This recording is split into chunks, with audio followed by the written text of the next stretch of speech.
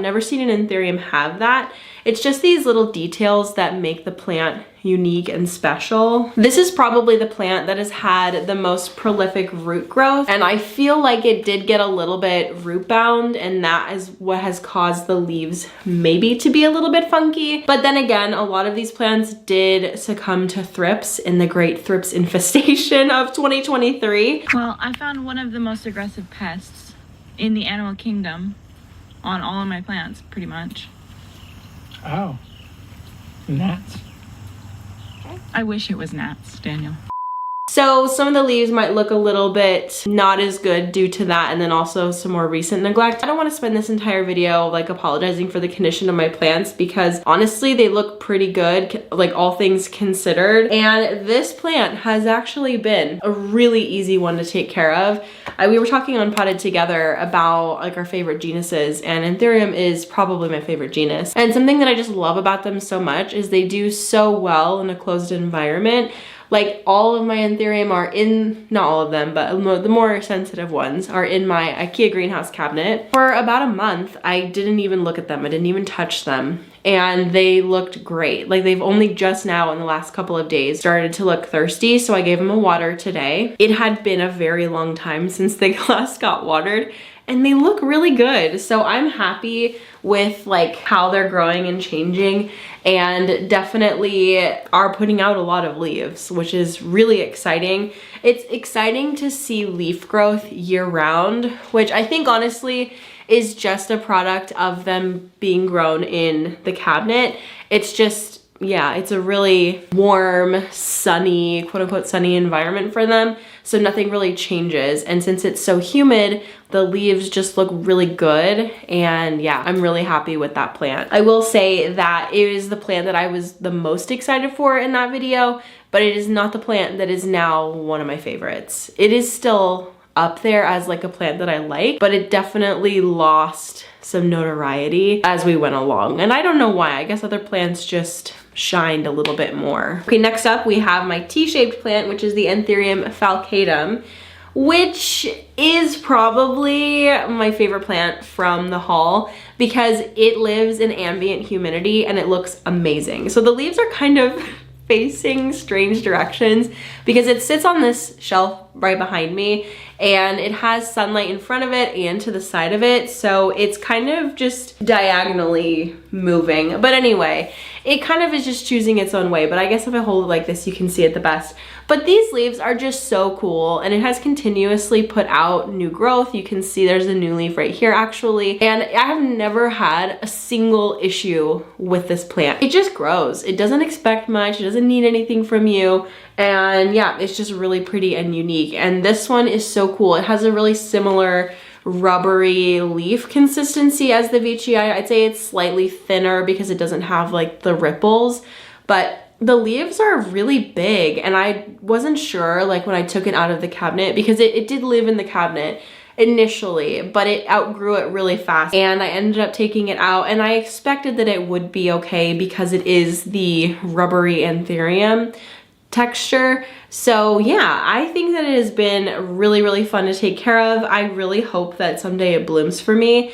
And it would be so fun to like cross this with, for example, a Veitchii. Like what would that even look like? I think that would be so cool.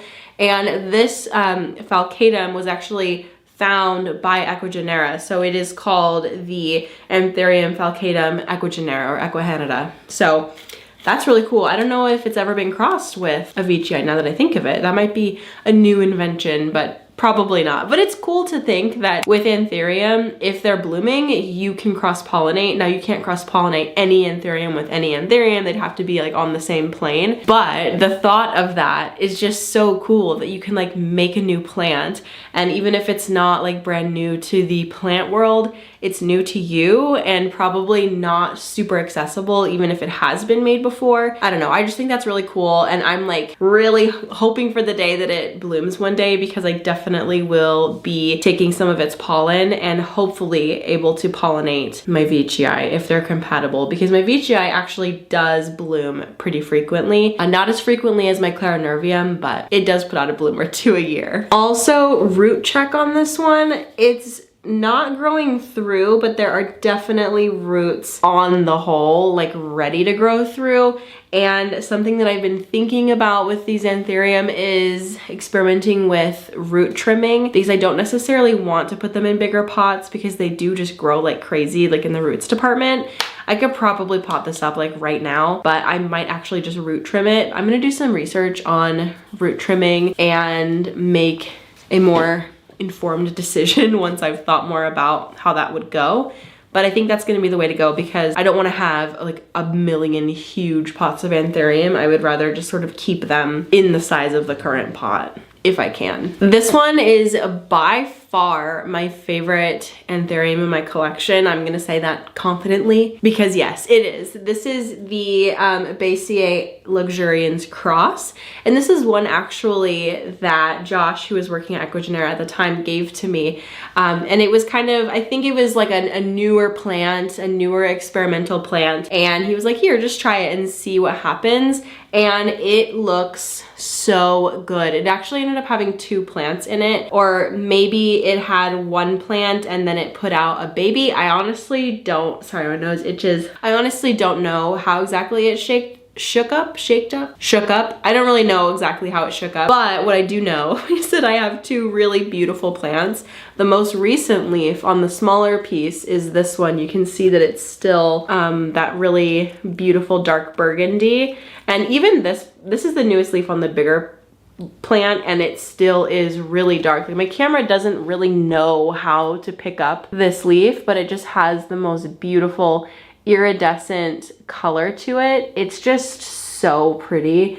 And I believe that it gets the darkness from the Bassier and then like the leaf texture from the Luxurians, which I've always thought the Luxurians was cool, but I wasn't that attracted to it. But the dark color just captures my attention, and it looks so pretty in this pot. I realize I haven't shared where I got any of this pottery, but a lot of it was just from local nurseries and stuff like that. This one was made by, I think, Bunning Pottery, and they're in Washington, if I'm remembering correctly, but one of my local nurseries carries a lot of their stuff. And I just love these pots. They're so nice. I really like the pots that have the saucer for my plant cabinet, because then I don't have to have a saucer in there that takes up space.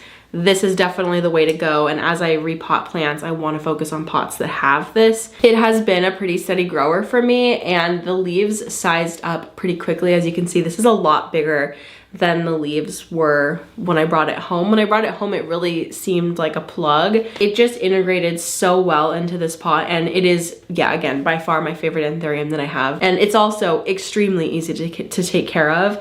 I've never had any issues with it, like, whatsoever. Barely has any brown spots. Like, obviously this leaf looks a little bad, but it's clearly an older leaf. The rest of these just look so good. The last plant for this video is this one right here, which I believe in the video I said that it was a Crystallinum magnificum cross, because it has the nice shape of the Crystallinum and like the big size of a magnificum. I don't know. If you can look at this and tell me what you think it is.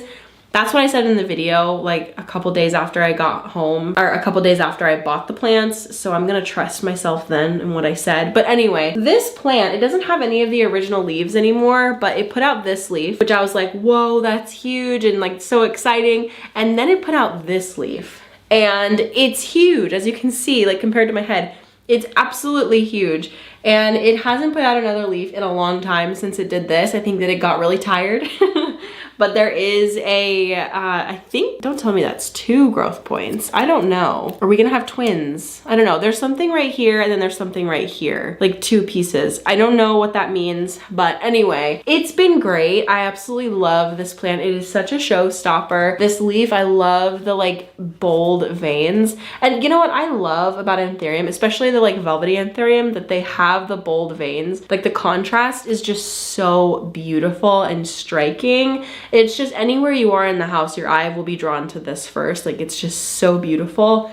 And again, this has been such an easy plant to take care of. I love it so much. It is also outgrowing its pot, as you can see. We've got a pretty significant root coming out the bottom there. And with the shape of this pot, it'll be pretty easy to remove it because the bottom is skinnier than the top. I did have another Anthurium in this, my Magnificum silver that I had to sort of like dig out and like rip open the pot. Hopefully I don't have to do that with any of the other pots. Well,